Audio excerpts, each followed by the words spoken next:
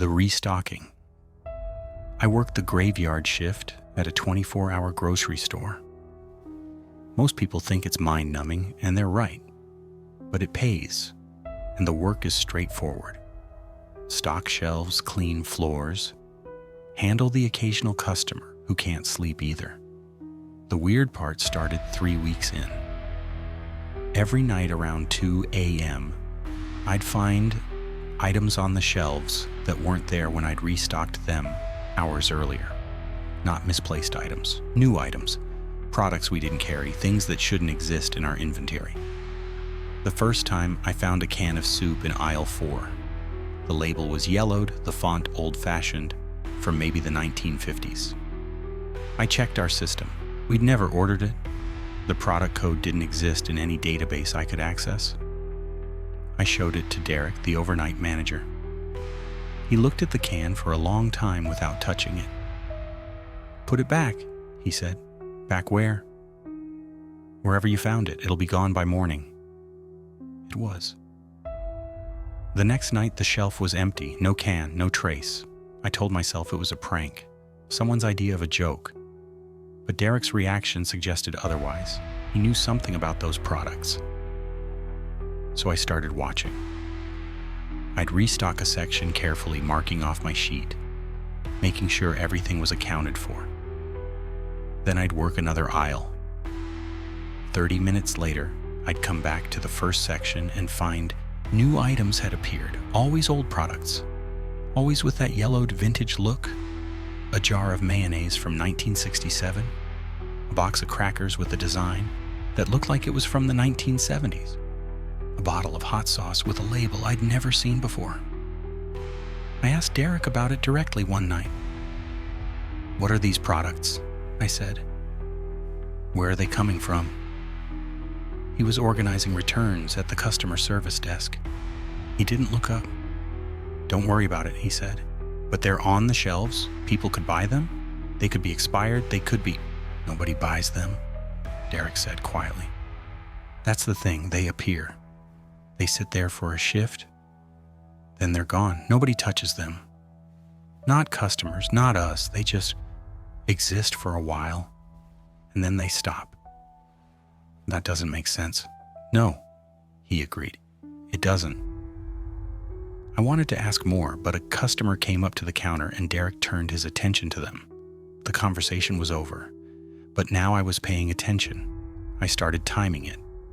Every night between 2:15 and 2:45 a.m., new products would appear.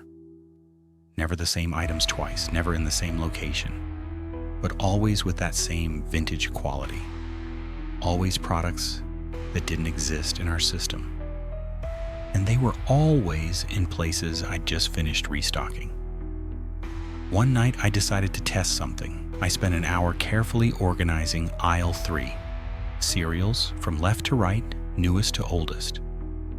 I wrote down every single item. I took a photo on my phone. Then I went to do another section. I came back after exactly 30 minutes. On the shelf, between the Lucky Charms and the Frosted Flakes, was a cereal box I'd never seen before. It was dusty. The cardboard was brittle.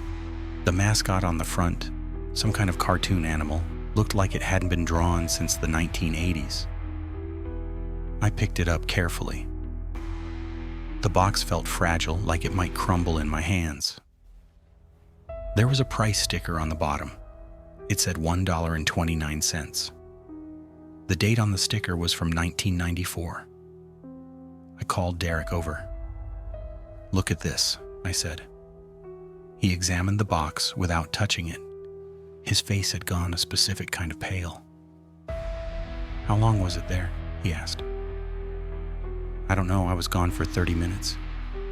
"Okay," he said, and his voice was very controlled. "Okay.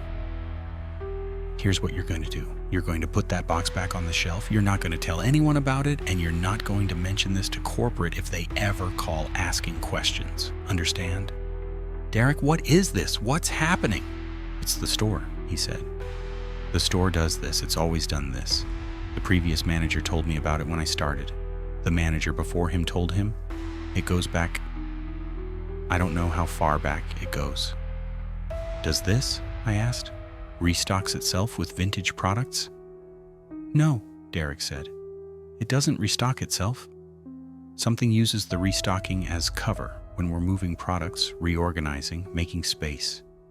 Something adds things to the shelves. Old things. Things that have been around for a very long time. Why would it do that? Derek finally looked at me directly. I think the store is hungry, he said. I think it's hungry for products that don't exist anymore.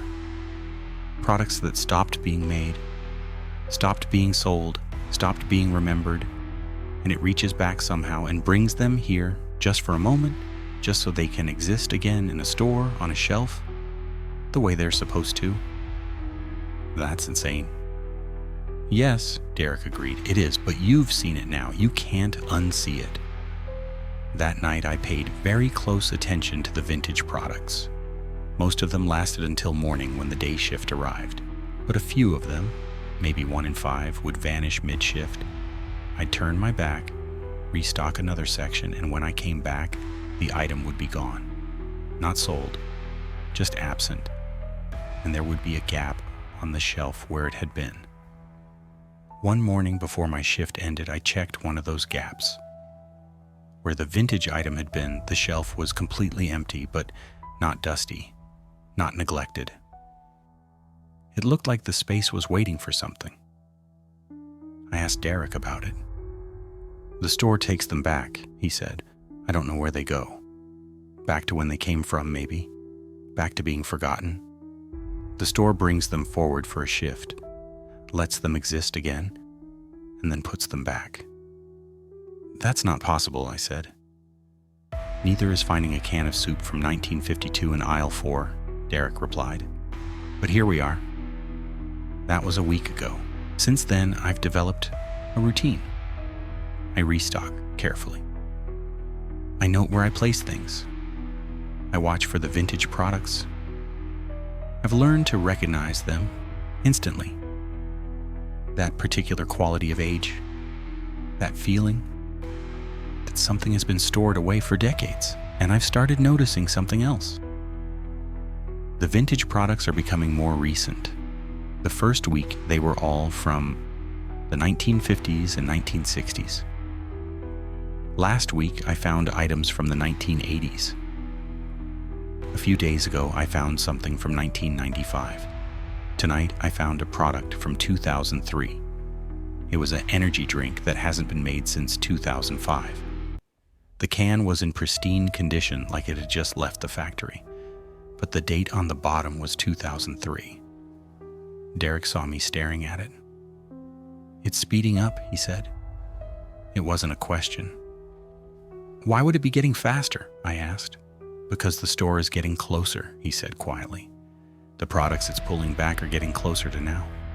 Which means he didn't finish the sentence. He didn't have to. The store is pulling things forward from closer and closer to the present, which means eventually it will pull something from now, something current, something real. And then, Derek didn't say, but I understood anyway, it would keep going.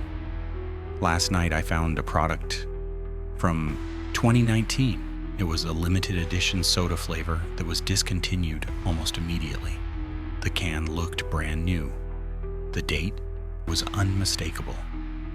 Tonight I'm dreading what I'm going to find, because I have a terrible feeling that the store isn't just looking backward anymore. I think it might be looking forward. I think it's trying to bring something from the future into the present. And I don't know what happens when it succeeds. Derek called in sick tonight. First time I've seen him miss a shift. I'm here alone, doing the restocking, watching the shelves. It's 2:30 a.m. I just found something.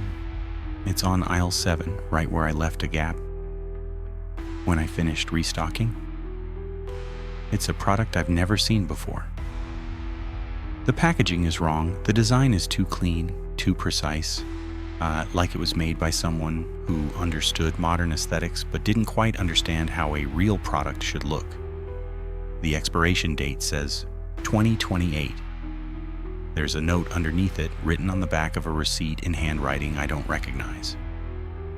The store is preparing. It's bringing inventory from forward and backward simultaneously. Soon there will be a moment, just a moment, when all times exist on the same shelves. Past products and future products sitting side by side. When that happens, the barrier will be thin enough. The store will be able to pull through what it's really been hunting for all along. The note doesn't say what the store is hunting for, but I have a terrible suspicion it might be us. The products from the present. The items that currently exist.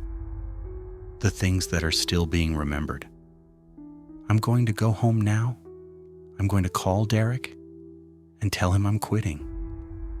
I'm going to find a new job. A job that doesn't involve a building that collects products from across time. But as I'm walking toward the exit, I can feel the store watching me. And I realize something horrible. We're products too, aren't we? We restock, we organize. We exist on the shelves of this building night after night, and the store is learning to pull forward things that no longer exist. Eventually, it will learn to pull forward people who no longer exist. And when it does, we'll all be on the same shelves. All of us. Past and present and future arranged neatly by the hands of something that understands inventory better than it understands mercy. I should have listened to Derek. I should have just put the cans back on the shelf and not ask questions. But now I know. And knowing is the worst thing the store could have taught me. Because now I understand what I'm really restocking for